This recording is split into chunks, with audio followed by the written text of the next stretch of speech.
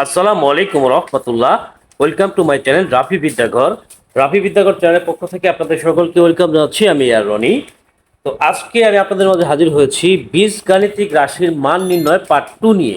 এর আগে part 1 share করেছিলাম। তো সেটি যদি আপনাদের দেখা না হয়ে থাকে তাহলে অবশ্যই দেখে নেবেন। তো আজকে হচ্ছে পার্ট 2।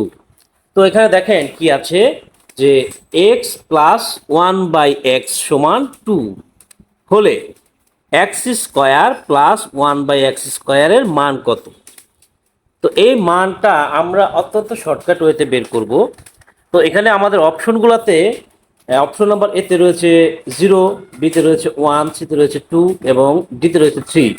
এখন এটা আমরা শর্টকাটে বের করার জন্য আমরা কি করব, এক্স প্লাস 1/x এর মান কত দেওয়া আছে, 2 দেওয়া আছে। এই 2 এর উপরে জাস্ট আমরা কি দিয়ে দেবো, স্কোয়ার দিয়ে দেবো।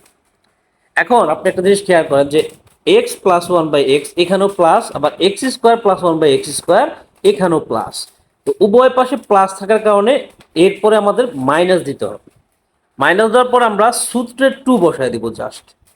ঠিক আছে, তাহলেই আমাদের অ্যান্সারটা বের হয়ে যাবে। তো 2 কে স্কোয়ার করলে হয় 4, আর 4 থেকে আপনি যদি 2 বাদ দেন তাহলে কত থাকে, 2।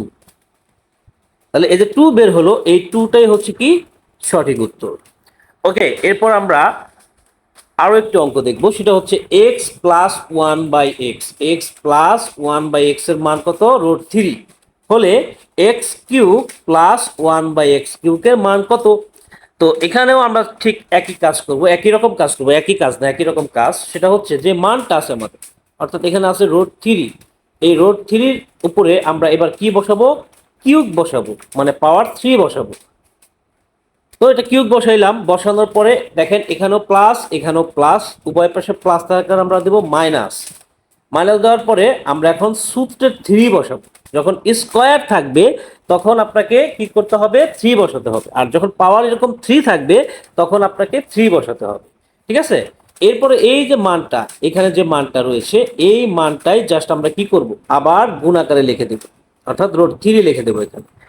তো দেখেন এখন এখন কি হয়, যে এটাকে আমরা যদি একটু ক্যালকুলেশন করি, ক্যালকুলেশন করলে কি হয়, √3 উপরে পাওয়ার 3 থাকার কারণে এখানে হবে 3√3 মাইনাস 3 কে √3 দ্বারা যদি আমরা গুণ করি তাহলে হবে 3√3। তো এখানে 3√3 থেকে 3√3 বিয়োগ করলে কত হবে, 0। তো 0 আমাদের অপশন নাম্বার কততে রয়েছে, এ অপশনে রয়েছে। তো এটাই হচ্ছে সঠিক উত্তর।